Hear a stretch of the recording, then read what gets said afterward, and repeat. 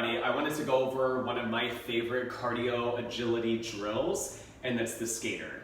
So the skater is whenever you're hopping single leg from one side to the other, balancing on one leg while the other leg is hovering or even lightly touching on the ground. So full out looks something like this. If you start on the left side, you start to balance and hop over once, hop over twice, and notice how the arms are slightly adding some rotation, moving in side to side.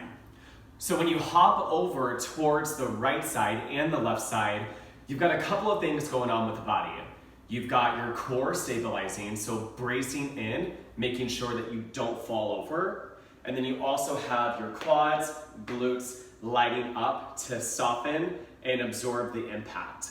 So when you hop over to one side, bam, you're already activated on the core, you're bracing in, activated on the legs, glutes, and then the core starts to fire up to make sure that you don't fall over to one side or the other. Now, there's a lot of different ways that you can play with this. You can play with it with speed or even tempo. So going side to side, adding in a pause. You can play with a little bit more speed. And then also think that you can play with range of motion as well. So the further you reach down, maybe the slower the speed because you want to absorb that impact.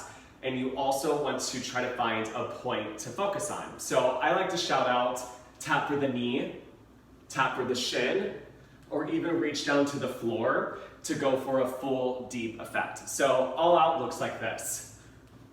Tapping the knee, tapping the shin, getting a little lower, and then reaching for the floor, adding a bigger bend into the landing leg, and let the back leg float.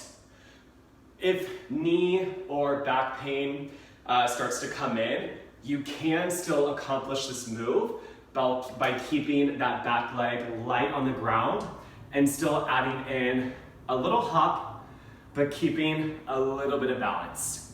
And that is your skater.